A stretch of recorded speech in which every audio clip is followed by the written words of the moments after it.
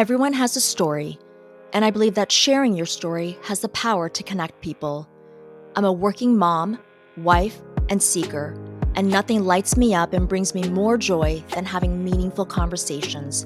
And one of the things I love to talk about is psychedelics.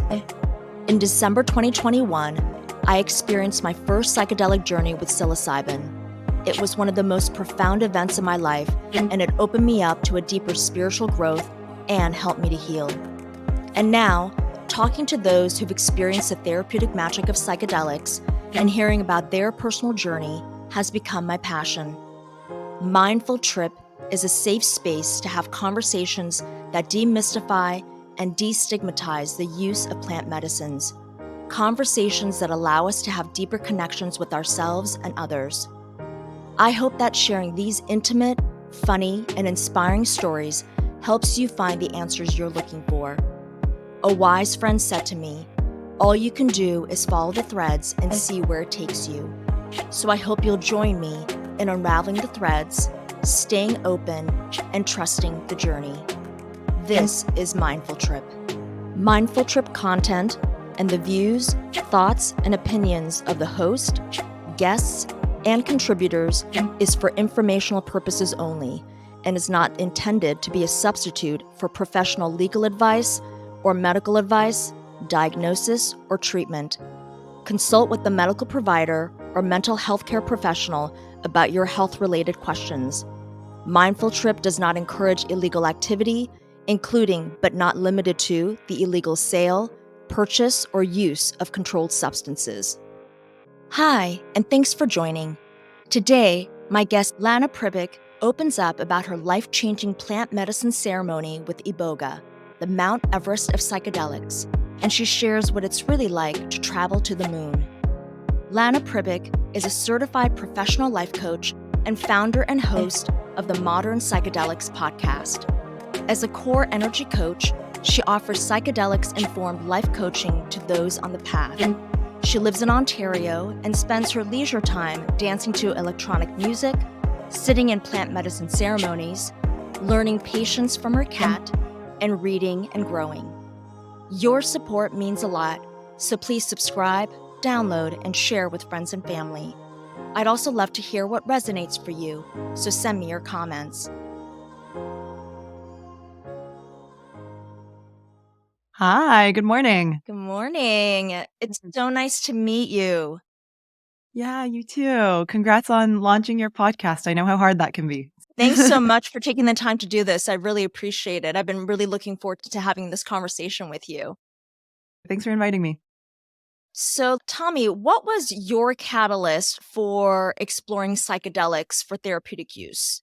So my relationship with psychedelic substances goes back like 12 years, and it didn't start in the context of therapy or healing. It started within a recreational setting. And then I was pretty deeply ingrained in like rave culture and all that. And then when I was going through a really hard time, this was kind of when Michael Pollan first launched his book, and I kept hearing about mushrooms and ayahuasca for elevating the therapeutic experience. And I had been working with my first therapist. This was when I was in grad school, so in like my mid-20s, for at least a year. So I was kind of on the path of healing and personal development. And a big trauma happened for me. I got left by my first love, and it was really, really, really challenging for me. I think anyone who has experienced that first heartbreak can relate to just how much of your stuff comes to the surface after that, because you get into this like, what did I do wrong? How did things go wrong?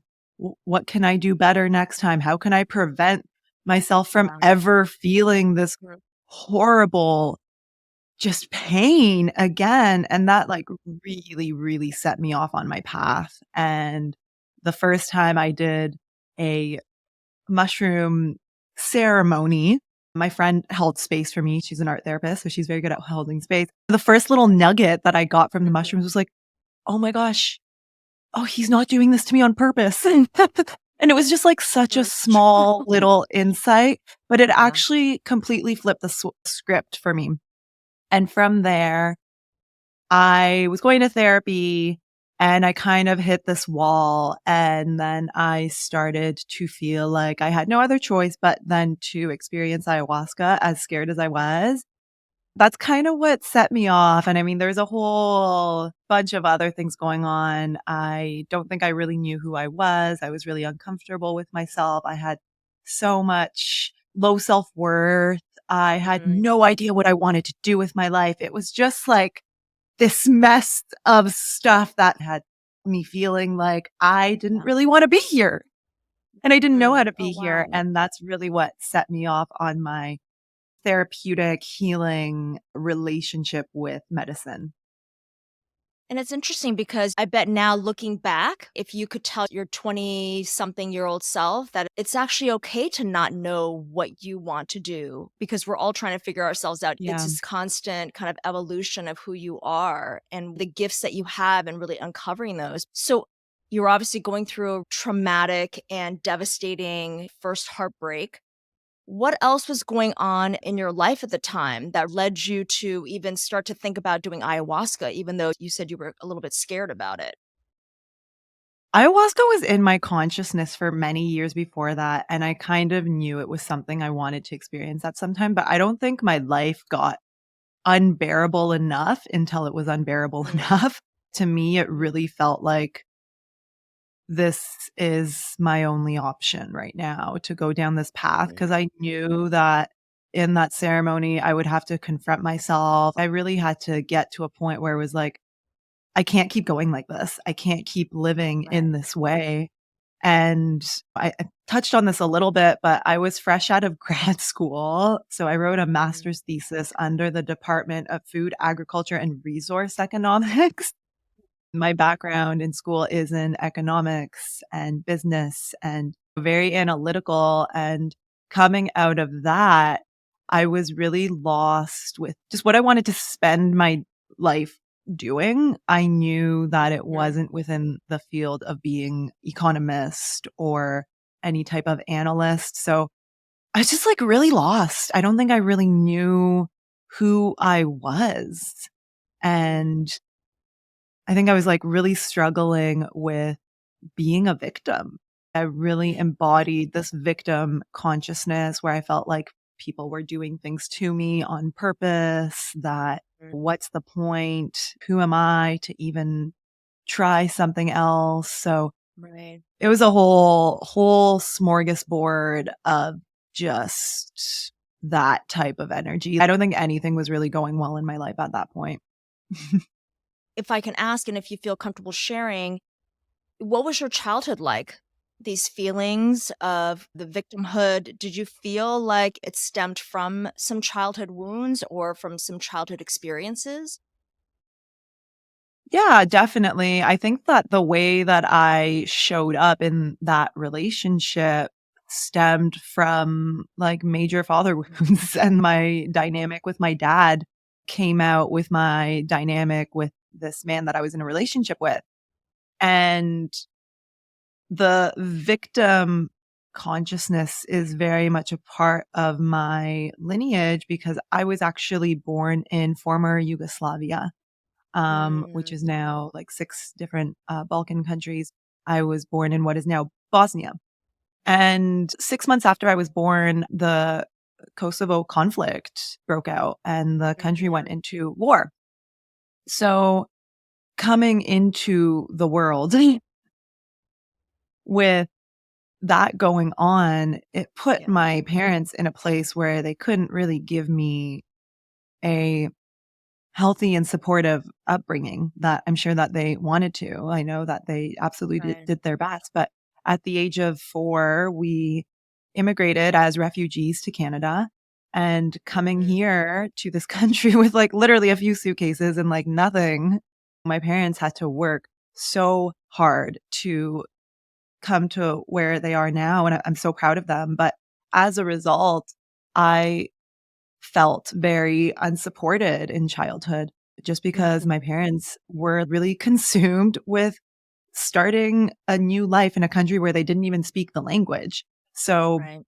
dealing with a lot of feeling unsupported, not getting my needs met necessarily. And I absolutely don't blame my parents for that anymore. I did a lot of healing around Yeah. that, but those Yeah. were kind of the cards that I was dealt. And I think that showed up in different ways in my life. That really resonates because I think there is a shared trauma from immigrants. The immigrant Yeah. experience, I think, comes with trauma. I was born in Korea and we immigrated here when I was 5 years old. And obviously, not under the type of circumstances that you and your parents, but there's a lot of shared trauma just moving to a new country where you Yeah. don't speak the language, but you also have to try and figure out how to assimilate into a culture that is completely foreign to you. And Yeah. especially being a kid, it is a very difficult thing to navigate. And then to not have the emotional support from your family or from your parents, I think, is a very traumatic experience to have. And you don't even think Yeah. about it until much later in life when you look back. Yeah. Because when you're a little kid, you're just going about your You day don't to get day and it. just living your life. You don't even have the vocabulary Yeah. to even express and to even share how it's making you feel. So you're having these feelings of not being enough and feeling like a victim. How did you end up doing ayahuasca? Was there somebody that you knew? How were you introduced to it? And where did you end up doing it? So my relationship with ayahuasca is about 4 years now. Initially, I actually had a spot outside of Toronto on my radar close to home. I can drive there in an hour.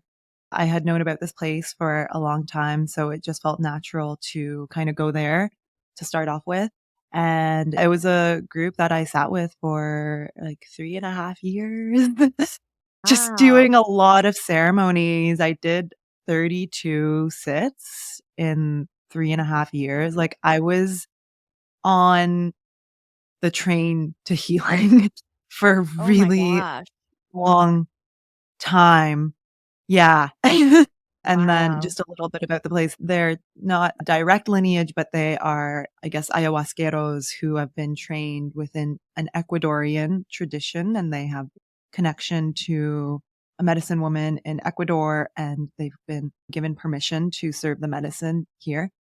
And Wow. it was a really, really beautiful relationship that I had with these two women who were leading these retreats. It felt very therapeutic at the same Mm. time that it was a medicine experience. And then just recently, I went to Costa Rica to experience my first experience with a direct lineage, these absolutely incredible maestras from Peru who are carrying their family's lineage for about 1,000 years. And that was Wow. just absolutely wow, powerful and Wow. breathtaking and just a very different way to experience this medicine. I'm being very called to the Shipibo Mm. medicine now as a result because Mhm. I had a very beautiful experience.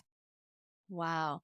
So you've obviously done ayahuasca numerous times. Is there one journey that you can share where you either experienced something very mystical and magical or something that may have been a challenging experience? Yeah, for sure. Maybe I'll share a more recent one that really got me to a place where I felt like I was like 90% healed from this Oh, loss of wow. love. I was in the ceremony and my ex just kept coming up and I was like, "Oh my god, like why do you keep coming up? It's been like 3 years." And I was getting like Wow. so frustrated at myself and had a lot of self-judgment, and I was speaking to one of the facilitators about it and I was like, "I'm going to write him an email and I'm going to reconnect with him and like all this stuff and I'm going to get in touch and like tell him how I feel." She was like, "No, no, no, you don't need to do that. You can just use this medicine experience to like connect with him on a soul level."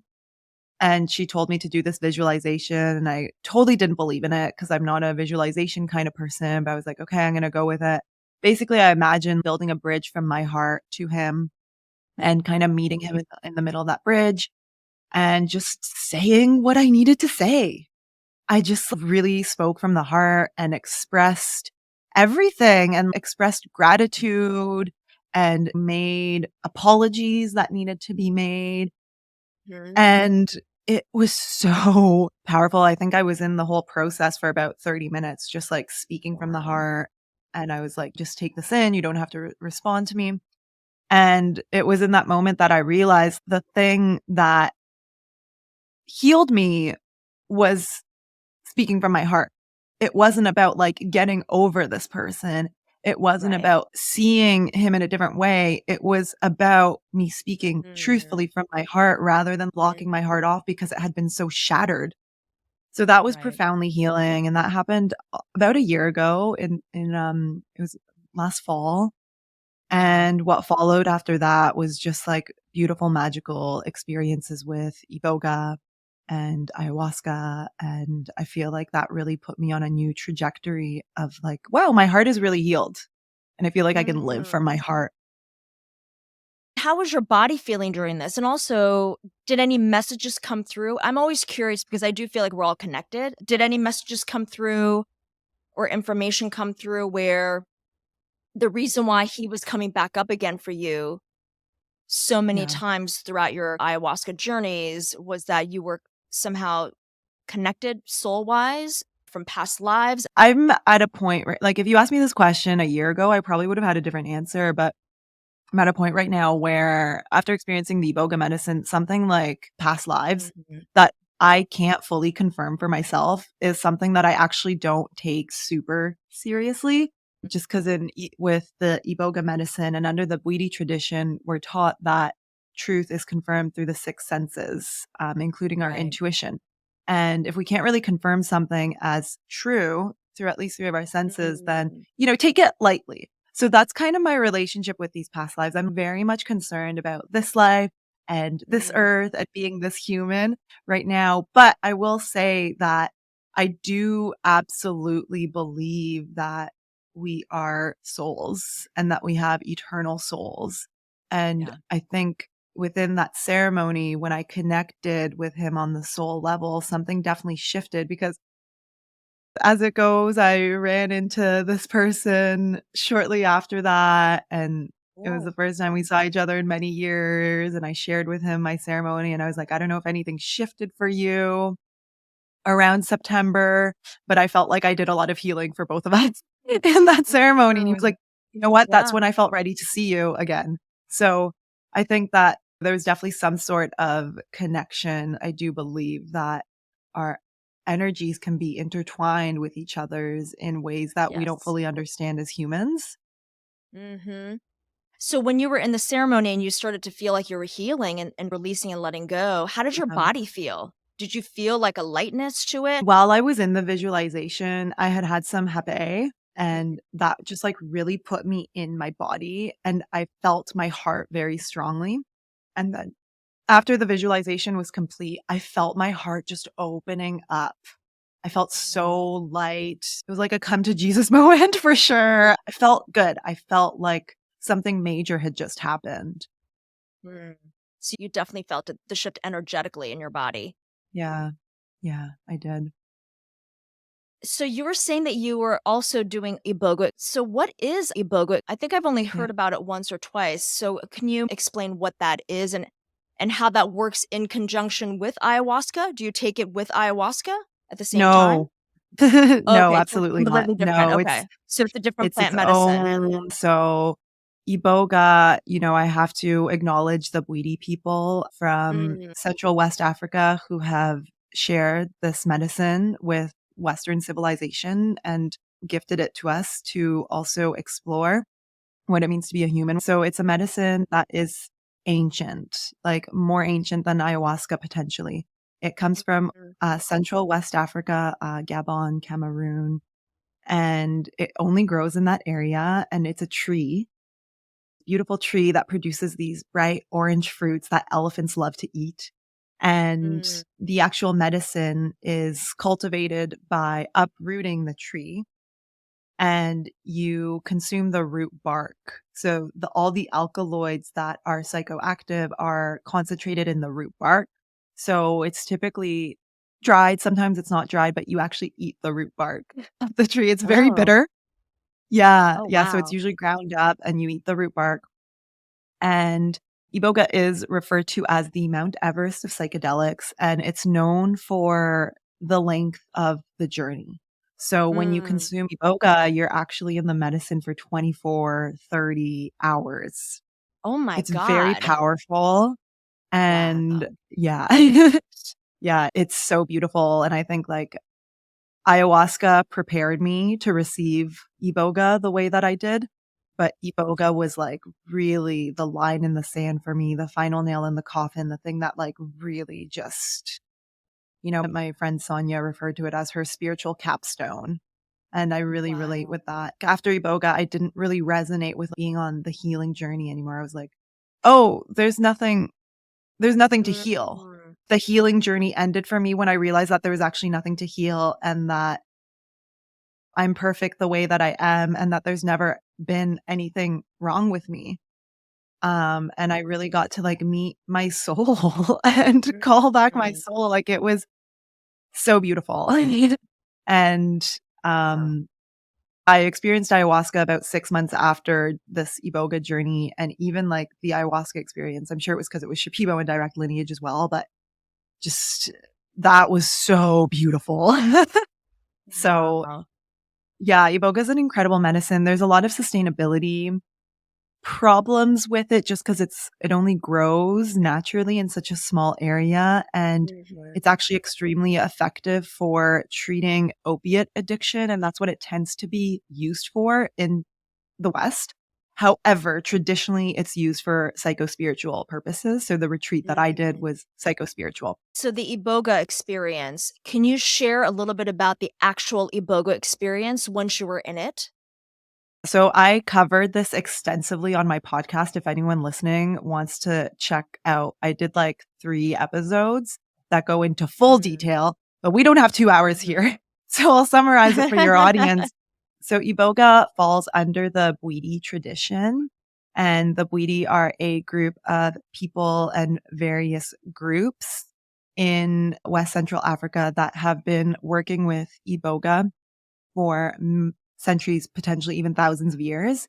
And Bwiti is actually the study of life. It's not a religion.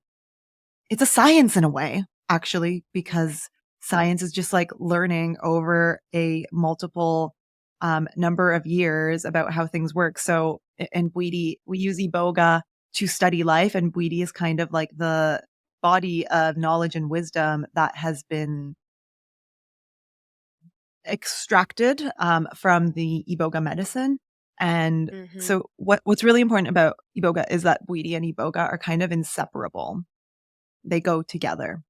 So when you are attending a traditional Iboga retreat, the fire talk is very important. And this is where your Iboga provider sits with all of the retreat attendees at the fire before you take medicine, and they share wisdom.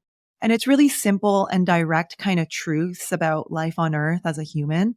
Simple, but very powerful, that is shared. And then it's encouraged that you actually go into the Iboga medicine experience and kind of confirm those things for yourself. So in Bwiti, we don't really take anything at face value. We confirm things for ourselves.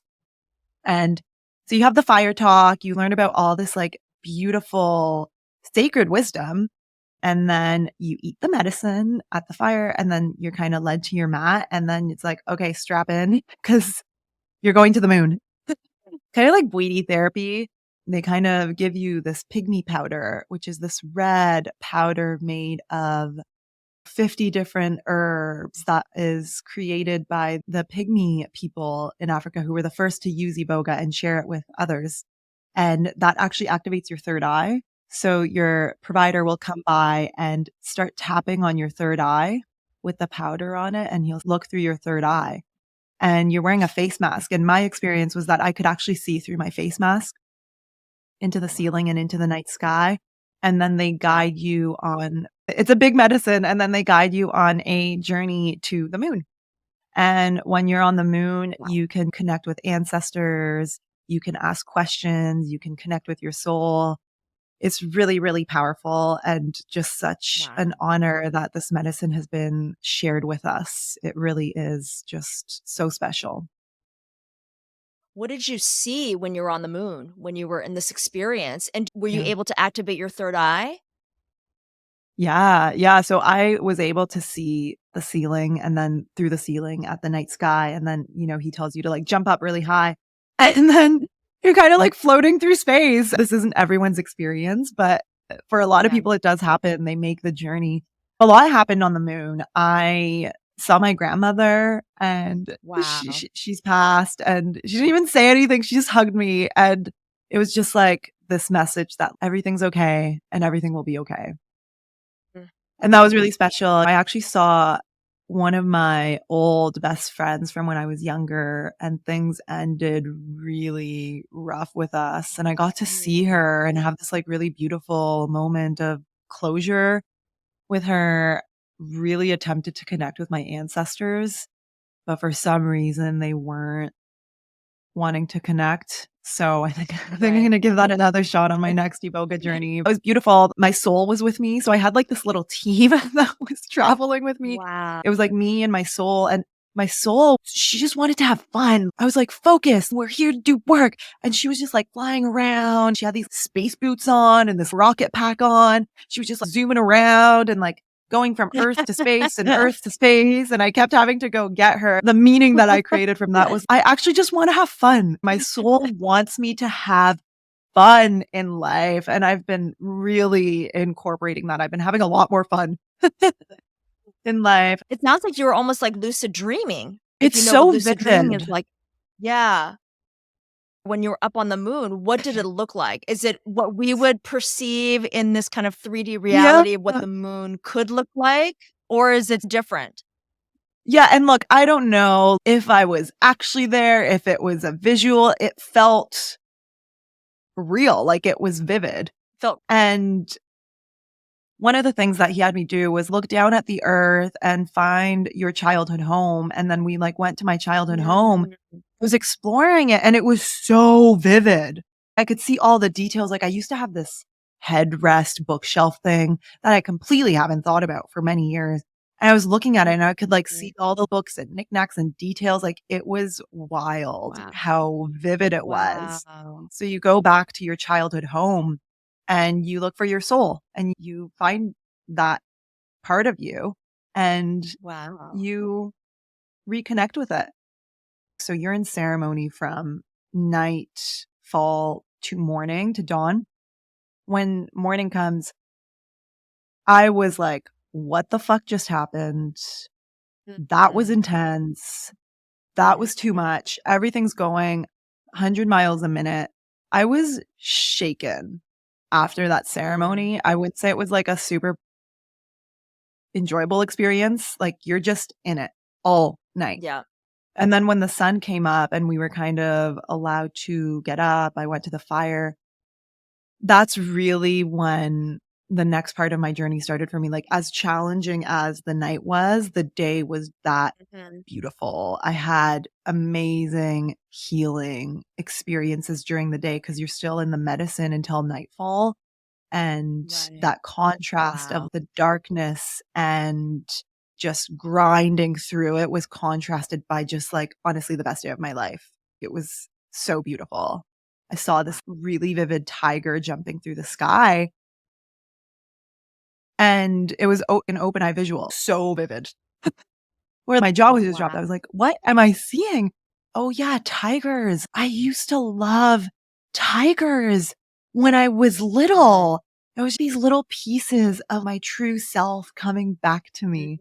And of course, now I really relate to the tiger energy. And yeah, oh my gosh, it was so beautiful. Wow. Oh my God. That's an incredible experience. Intense and long, but incredible. So it lasted, you said 24 hours? This first time that you did Iboga? Yeah.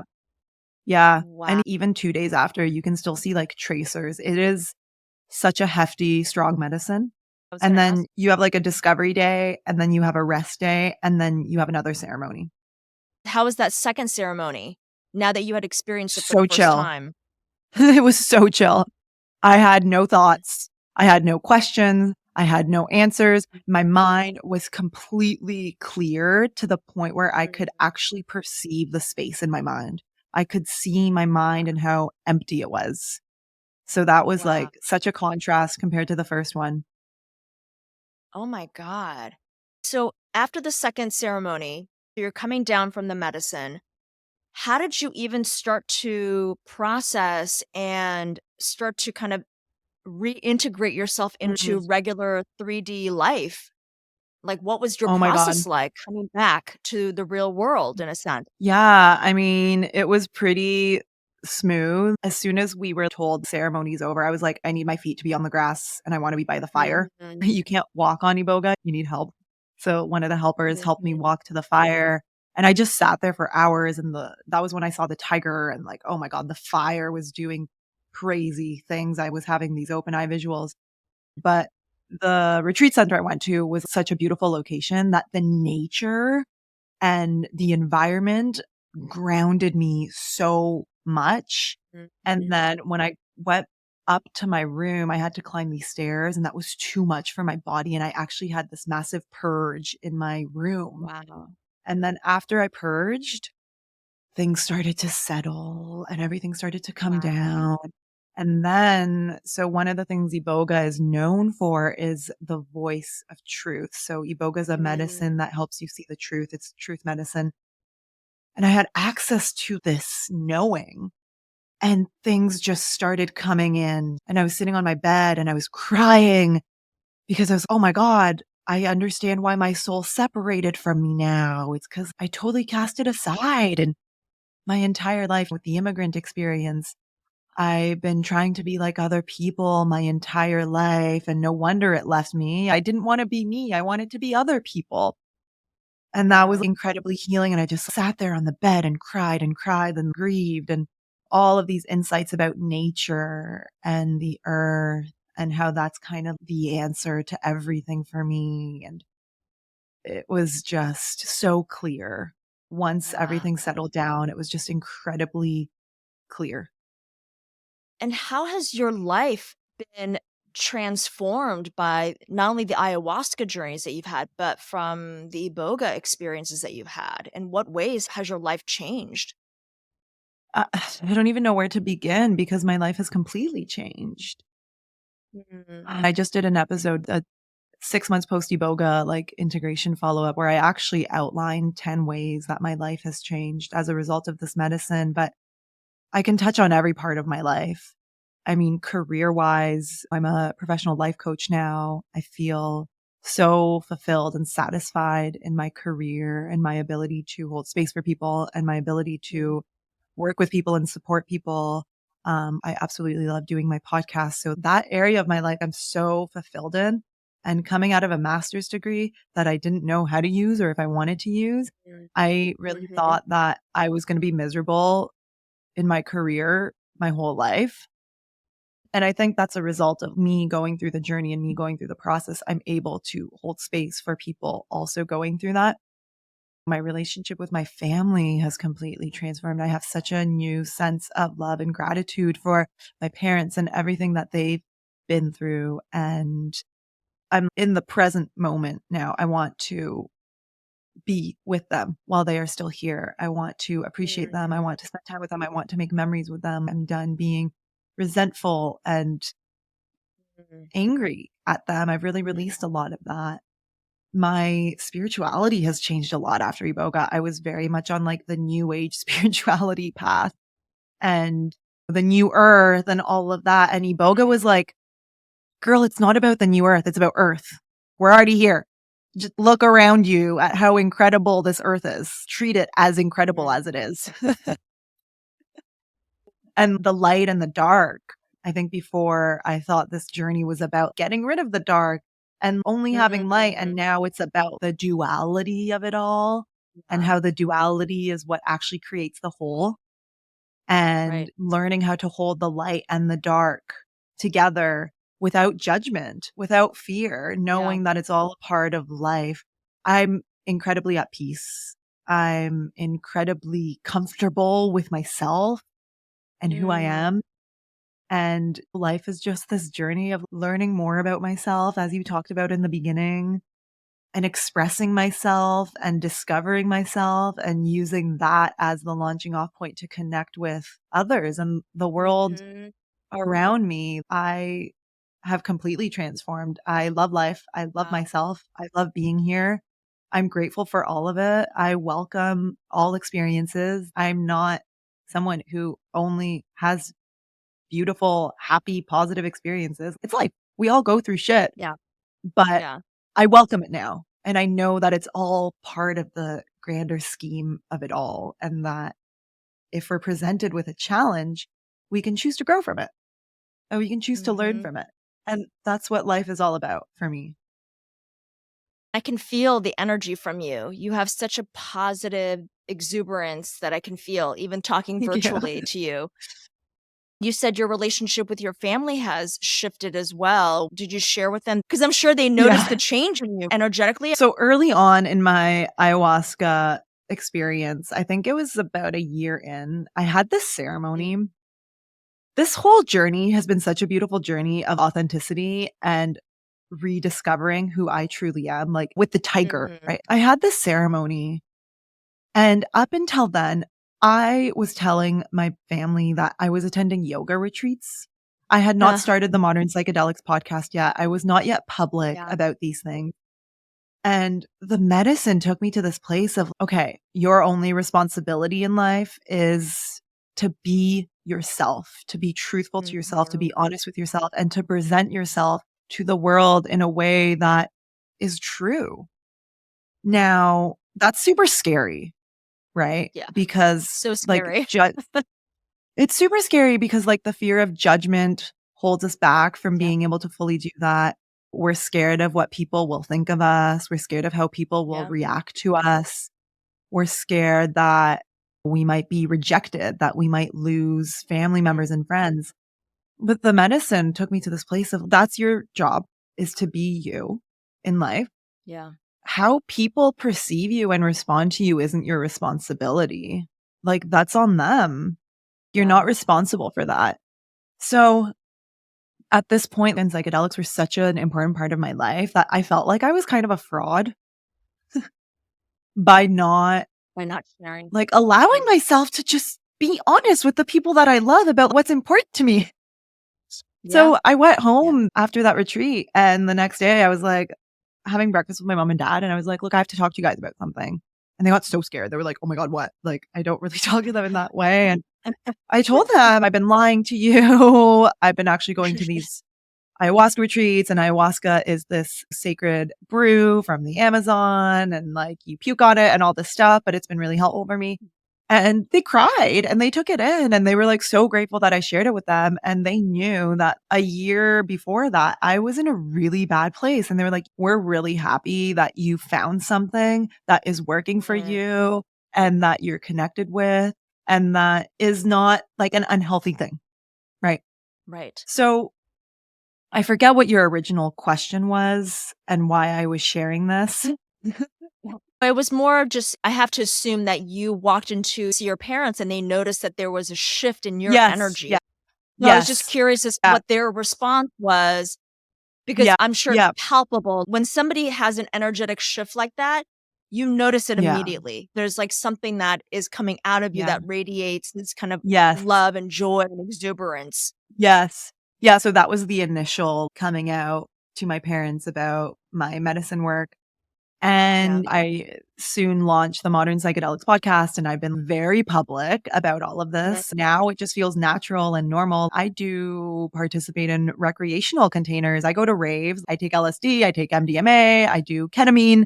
And it feels so good to be able to just be myself and not feel like I have to like lie and kind of do a disservice to myself in that way.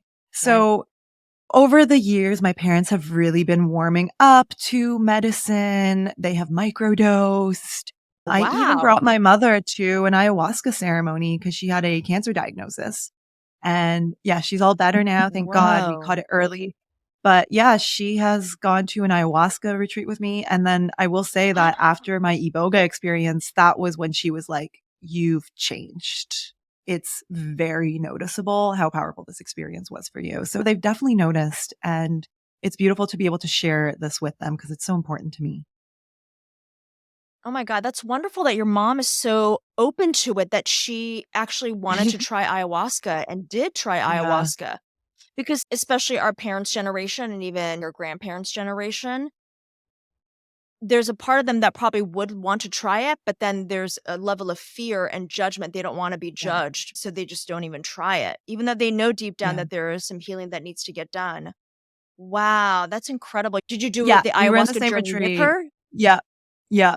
Yeah, and I will say, I think she was dealing with a cancer diagnosis, so she was at a place where she was like, Mm. "I'll try fucking anything." It wasn't Yeah, not yeah. for the physical diagnosis of cancer, it was more so for the mental and emotional suffering she was Yes. going through. Mhm. Yeah. And how is she now? How did it change her after she had that, one ayahuasca Oh my god. experience? Yeah. It It did. really did. Yeah. Her integration process has been slow and long, Mhm. but she has definitely released control of other people. And it's been really beautiful to see she's much more at peace. I would love to take her to another experience. I actually really want Yeah. her to do combo, which I haven't experienced myself, but she has this like physical condition that she's tried everything for. And I'm like, I feel like combo Mm. would be good for Could help you. her. But you know how it is. You can't force people. You can plant the seeds and allow them to Yeah. make the decisions for themselves. And I'm sure her integration, I can only assume is it's been slow because there's probably a lot to unpack.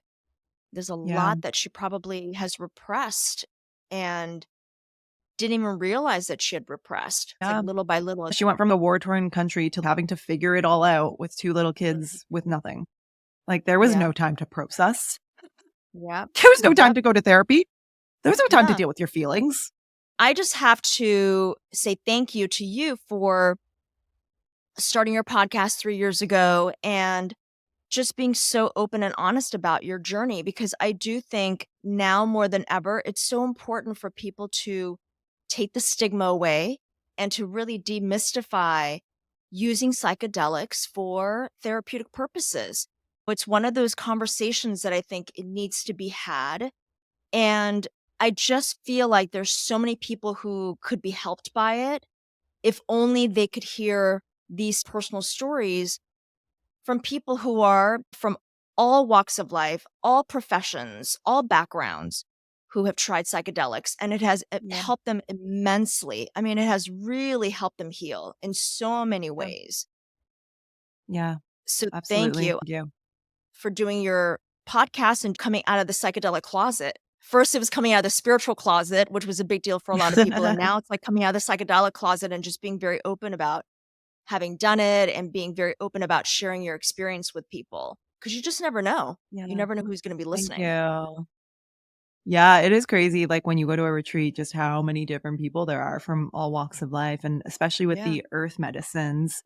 These medicines are here for a reason for humanity to use, but not to Mhm. abuse, to use with reverence, to use with respect, Yeah. and to use with permission Mhm. from the people who have been working with them for many, many, many decades, Yes. thousands of years. And I will say that I know your podcast is all about the therapeutic use.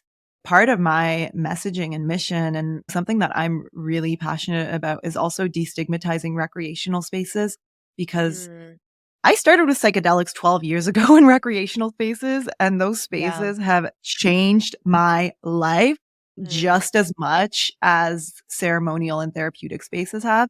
And I'm really passionate about bringing just as much psychoeducation, Yeah. intention, integration, attention to set and setting, harm Mhm. reduction, safety to those Yeah. spaces, because I know for myself that they can be just as valid, just as healing, just as beautiful Yeah. as therapeutic spaces. And sometimes it's okay to just Absolutely. have fun. Absolutely. You're absolutely right. For a lot of people, those experiences could be their initial gateway into Yeah. psychedelic use on a pure recreational basis with their friends in Yeah. a very fun, kind of safe environment. Absolutely. Yeah. Yeah. And there's So, so much to talk about there, which we won't get into, but yeah, that's something that I'm very passionate about. yeah, those are all valid points.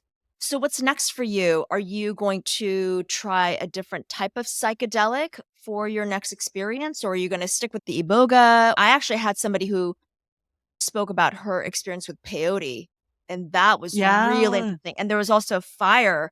Fire was a huge element Yes. in her ceremony as well. Yeah, they usually do it in the mountains, right?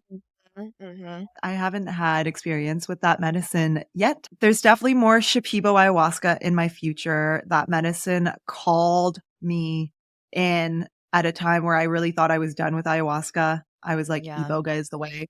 There's definitely more Mm. Iboga in my future. Learning how to balance both is Mm. in my future. And I'm actually going to be experiencing a new medicine in the fall in November. I'm going to be sitting with 5-MeO DMT, kind of Ooh. horrified, but I'm also ready. Ooh. I know a lot of people who've done the 5-MeO. I've been Yeah. hearing a lot about that. Yeah. Can you explain a little bit about what 5-MeO is? Yeah. So just to give context, I've heard it described as like if you think of a Christmas tree, Iboga is the roots that run Mm. deep and 5-MeO is the star at the top. Apparently, they work really nicely together. Now, 5-MeO DMT is actually a molecule that is found in the Sonoran Desert toad, and Mhm. its use dates only like 50 years. It's very new. It doesn't have a cultural or anthropological backdrop to it, as far as we know. And it is toad venom that Oh. is smoked. Now, there is a synthetic version of it that I'm going to be smoking the synthetic version because there are Mhm. some like ethical issues with the actual toad going endangered from over harvesting and all of that. You smoke it, it's very powerful.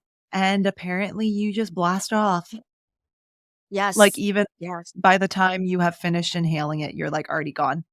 And yeah, it can be very powerful for exploring consciousness, love, the universe, God. Mhm. So, whereas Iboga is very earthy and Right. grounded and about going Right. deep within yourself.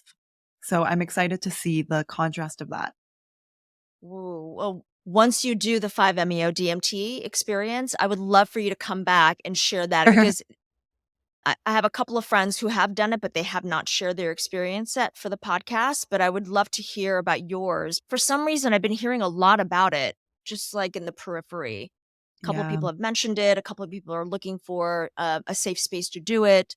So I'm really curious what your experience will be like for sure. I'm kind of scared just because I'm such a grounded, earthy person that I don't know Yeah. if I want to blast off into unity consciousness where nothing exists, but it'll be an experience. Yeah. But the Iboga was also in the clouds. You went up to the moon. It's hard to explain because it feels very human still.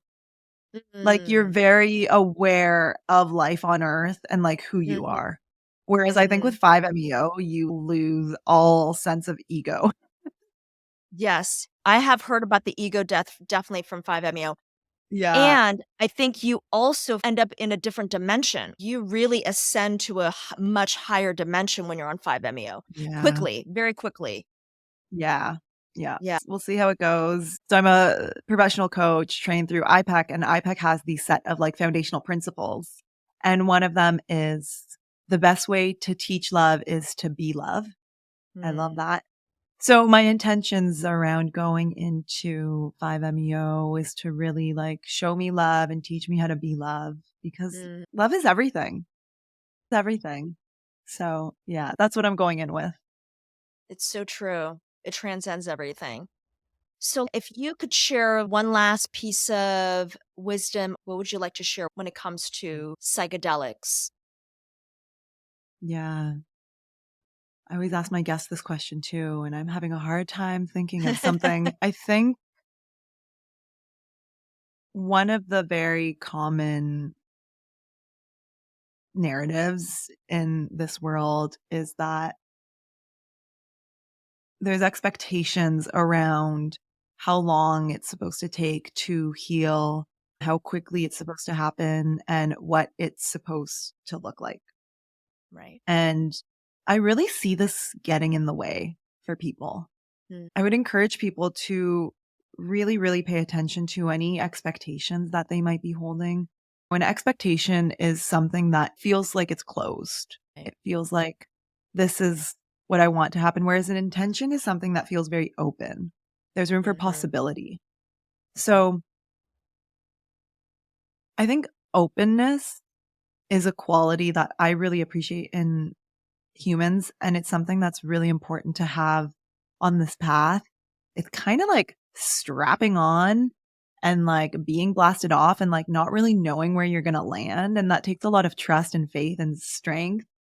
But being open for the journey is something that is like really going to serve people. And I really prefer to view this as a path rather than something that's supposed to do something for us. I really see it as a partnership between myself and the medicine. And that partnership is like something that I'm in relationship with for the rest of my life. I don't have to be like totally traumatized and healing in order to be in this partnership. I think these medicines and substances are very adaptable for different stages of life. And that's for a reason because they're here to support us. So yeah, I think there's a few things there, but that's something that I feel very, very strongly about. No, those are all really great points. And like you said, the medicines are there to support you at every stage of your life if you let them. And to go in with a very clear intention, go in with no expectations, and also be ready to let go. I hear from a lot of people that they are a little bit fearful going into their first experience, whether it's with psilocybin or ayahuasca, Iboga, peyote. But your experience will be reflective of the resistance or being able to slowly let go as you're in it. Yeah. And I think that's really important as well. Yeah. And this is coming from the girl who like went into her first ayahuasca ceremony being like, all right, so after this weekend, I'm going to be totally healed. All my problems are going to be solved. And here I am 4 years later, right? It's a process. Yes. And it's definitely not a one and done. I think that's always something that I stress when I'm having conversations with people is that it's not a one and done. Like you said, it is an ongoing journey. It's an ongoing kind of unraveling and processing every step of the way.